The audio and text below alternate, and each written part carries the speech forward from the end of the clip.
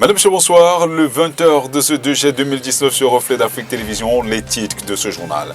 Après la vive polémique sur la gestion des espaces marchands de la ville de Douala dans la capitale économique du Cameroun, entre la communauté urbaine de la dite ville et la commune d'arrondissement de Douala 2e survenue, on se rappelle en 2015, voici que notre bras de fer oppose à nouveau la communauté urbaine de Douala et la commune d'arrondissement de Douala, premier au sujet de la gestion des parkings et le remorquage des véhicules en infraction sur la voie publique. La journée de jeudi a créé de vives tensions au centre urbain du côté de Bonanjo, c'est au Cameroun. 7 morts et de nombreux blessés graves, c'est le bilan que l'on décompte de l'accident qui s'est produit lundi dernier sur la nationale numéro 3 reliant l'axe Douala-Yaoundé au lieu-dit Monté-Boumiébel, c'est au Cameroun. Le général Mohamed Ould Ghazouani est le nouveau président de la Mauritanie.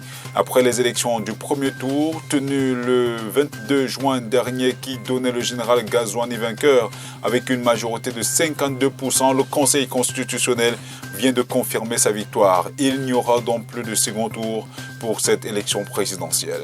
Un mort et plusieurs blessés graves, c'est ce qu'on peut retenir du bilan de la manifestation qui s'est tenue en Goma, en République démocratique du Congo. Suite à ces manifestations organisées par l'opposition congolaise à travers Martin Fayulu et Adolphe Musito le 30 juin dernier en commémoration des 59 ans d'indépendance du pays, Martin Fayulu a qualifié la RDC de Félix Tshisekedi d'état de non-droit. Madame, monsieur, voilà pour les titres.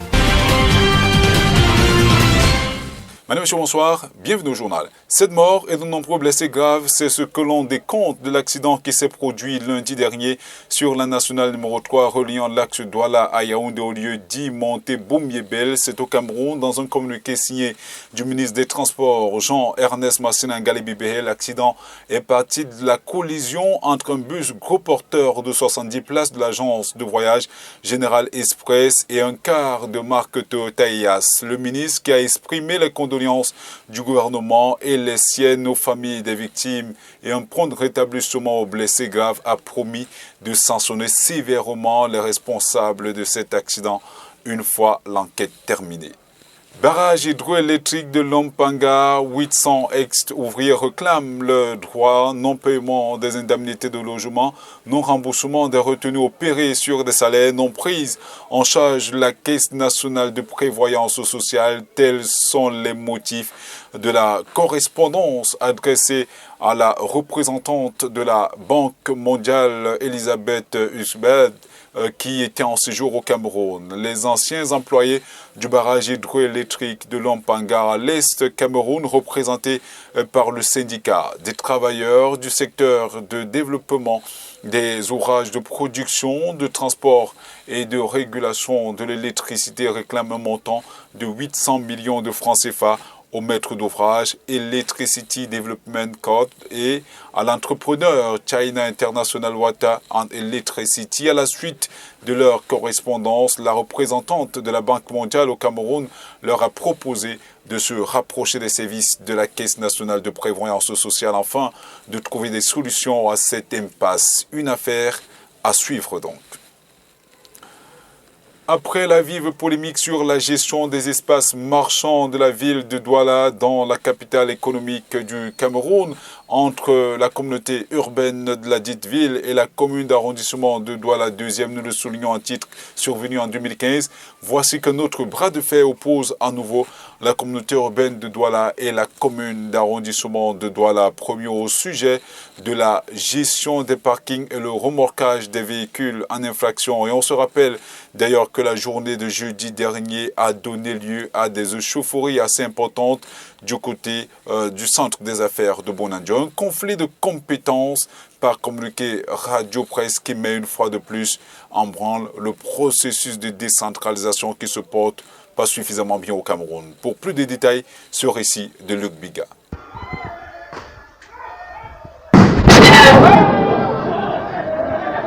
Un pic de violence jeudi au centre administratif de Bonanjo à Douala. Une rixe où les forces de sécurité venaient mettre fin à l'altercation qui a opposé les agents de la police municipale, de la communauté urbaine de la ville de Douala et ceux de la mairie du premier arrondissement.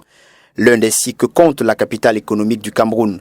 à l'origine des communiqués radio-presse, notamment celui du magistrat municipal de Douala 1er, Lengue Malapa, empreint d'injonctions fermes de rappel à l'ordre à l'endroit de sa hiérarchie, la communauté urbaine de Douala, via son délégué du gouvernement, le Dr Flynn Tounet, qui signait un communiqué radio-presse du 26 juin 2019 mettant un terme au cafouillage de la prolifération de la vente de tickets de parking et le remorquage illicite des véhicules sur les voies publiques par des individus, ce qui était de nature à semer le trouble et la confusion dans l'esprit des usagers, et ce jusqu'à nouvel ordre, en attendant l'aboutissement du processus d'aménagement des 10 espaces ainsi que de procédés modernes de paiement du ticket.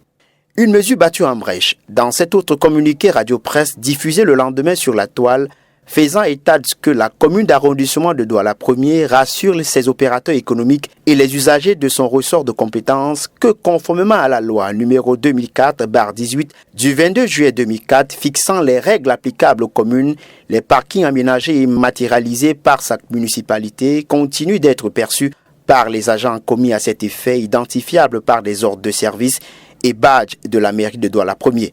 En plus, dans la plateforme de la collaboration communauté urbaine de Douala et commune d'arrondissement de Douala en date du 15 mars 2013 avait réitéré et publié que la taxe de parking est du ressort des mairies d'arrondissement de Douala. En conséquence, conclut le communiqué, le remorquage d'un véhicule en infraction par une commune d'arrondissement ne pourrait être assimilé à un remorquage illicite. Dans la même veine, l'on se souvient du conflit des espaces marchands entre la commune d'arrondissement de Douala 2e et la communauté urbaine de Douala.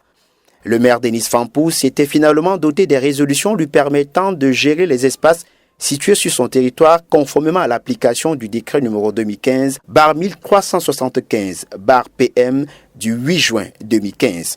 Un autre incident qui vient mettre en branle le processus de décentralisation qui a mal à trouver son chemin. Les rênes de la délégation régionale du ministère des Pêches, de l'Élevage et de l'Industrie animale pour le Nord sont désormais entre les mains de Dr Françoise Bouba, en remplacement du Dr Garga Goné appelé à d'autres fonctions. Elle a pris officiellement ses services et ses quartiers jeudi dernier en présence de Jean Abaté Idi, gouverneur de la région. C'est au cours d'une cérémonie pleine de sens qu'a vécu pour nous Giscard Bouillet et Carole Nungwa. La mission a une ampleur considérable pour le nouveau dirigeant du ministère de l'Élevage et de la Pêche pour l'Industrie animale pour le Nord. Maintenir le cap pour faire mieux que ses prédécesseurs. C'est entre autres les tâches qui lui sont assignées. Docteur vétérinaire de formation, la trentaine bien sonnée, mariée et mère de 5 enfants, cette femme pétrie d'expérience occupait jusqu'à quelques jours la fonction de déléguée départementale du ministère de l'Élevage, de la Pêche et de l'Industrie animale pour la Benoué. Consciente de la tâche qui lui incombe, elle promet de travailler en synergie avec ses collaborateurs afin de combler les attentes sur la base des recommandations en elle placées. Dans le département de la Benoué, et vous savez, les femmes sont très déterminées. Quand il y a un défi, on doit absolument le relever. Donc je pense que je vais pouvoir m'en sortir sans grande difficulté.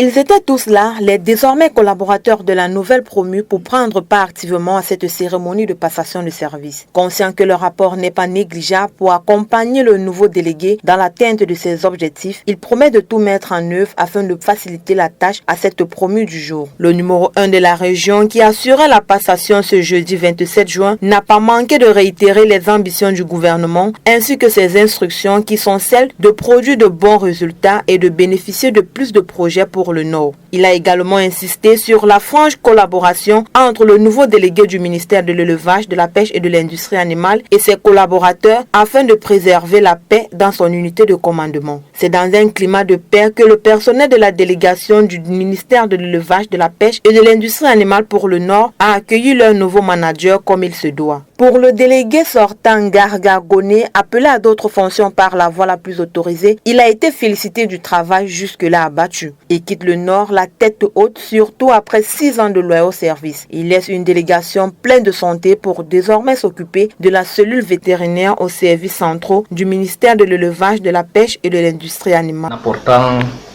sa touche personnelle. Bon, certainement, il y a eu des pans d'activité que je n'ai peut-être pas réalisées. Elle doit donc faire tout pour que les activités que je n'avais pas eu à réaliser, que ces activités-là soient réalisées. Et la connaissance travailleuse, je ne doute pas de ses capacités à relever ce défi. Dans le souci d'intégrer les populations du département du Mongo dans l'exploitation forestière, une réunion s'est tenue le 27 juin dernier à la salle des actes de la mairie de Konsamba, première rencontre au cours de laquelle des propositions de rationalisation des forêts ont été évoquées. Le compte rendu du Apollinaire Kamini. Il était question au cours de cette réunion qui a rassemblé les chefs traditionnels, les maires et les différentes sectorielles concernées de sensibiliser les populations des arrondissements de Loum, Baré-Bakem, Lonako et Nkonsamba Premier sur le processus de classement des forêts dans le domaine de l'État. Les travaux présidés par le préfet du Mongo, Irénée Galingon, ont permis au directeur de la cartographie du ministère de la Forêt et de la Faune, Jean Baessama, de situer les participants autour de ce projet de gestion des forêts dans le département du Mongo. On ne peut avoir une forêt que si elle a une forêt communale. Qui dit forêt communale, c'est une forêt classée dans le domaine privé de la commune. Donc, tant que la forêt n'est pas encore classée dans le domaine privé de la commune, elle ne peut pas appartenir à une commune. Donc, les forêts, d'abord, c'est les forêts de l'État, c'est les forêts du domaine national. Maintenant, l'État fait ce qu'on appelle l'incorporation dans son domaine privé pour gérer durablement. C'est ce qui se passe aujourd'hui. Au cours des échanges, les évocations ont été faites dans le souci d'intégrer les populations dans l'exploitation forestière afin de rationaliser les forêts et surtout de pallier les problèmes de limite qui divisent plusieurs villages dans ces arrondissements. C'est pour cette important qu'il y ait ce classement et par ricochet certainement, les communes qui se sentiraient capables pourraient également demander pourquoi pas qu'elles puissent obtenir de leur côté les forêts communales comme les autres. Une commission sera mise sur pied dans les prochains jours dans le but d'accélérer ce processus de gestion des forêts dans le département du Mongo. La région du Nord vibre au rythme des petites et moyennes entreprises. Achille Basilekem III, ministre des petites et moyennes entreprises, de l'économie sociale et de l'artisanat, a séjourné dans la ville. Il a présidé le 27 juin dernier la cérémonie officielle de la 4e édition de la caravane de sensibilisation sur les centres de gestion agréés. Occasion était donc donnée aux différents acteurs du monde entrepreneurial de la région du Nord de se mettre à niveau pour faire reculer les zones d'ombre qui plombent l'essor de leur entreprise. Une fois de plus, Giscard Bougné et Carole Nukwa. Nul n'est sans ignorer que le secteur privé de l'économique depuis quelque temps, malgré sa vitalité, n'arrive pas à donner la pleine mesure de son apport à l'économie nationale. Pourtant, constitué en majorité des petites et moyennes entreprises, dont le nombre est grandissant, faisant croire ainsi un secteur probablement porteur de croissance. Les raisons de cette mauvaise performance résident dans les multiples difficultés que font face les acteurs de vie économique. Aujourd'hui, il est plus qu'important de changer la donne.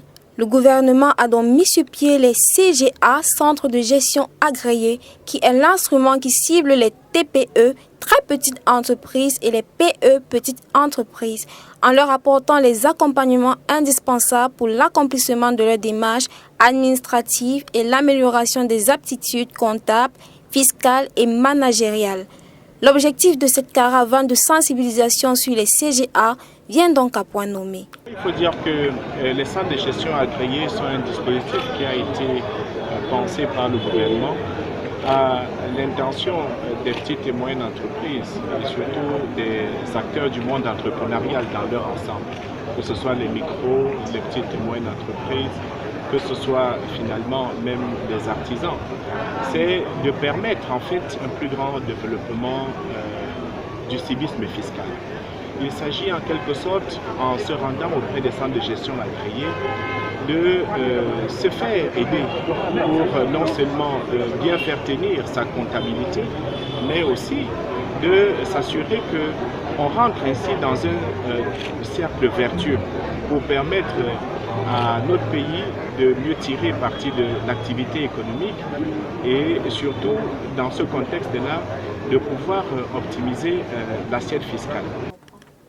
L'invité du numéro 1 des PME à l'endroit des acteurs du monde entrepreneurial de la région du Nord-Est de prendre activement part à cette caravane qui vise à leur bien-être, l'amélioration des PME et partant le développement socio-économique du Cameroun. Le souhait du gouvernement est que cette caravane de sensibilisation sur les CGA soit considérée désormais comme moment de communion gouvernementale sur les différentes actions d'assistance et d'accompagnement que l'État met en œuvre en faveur du secteur privé et des PME.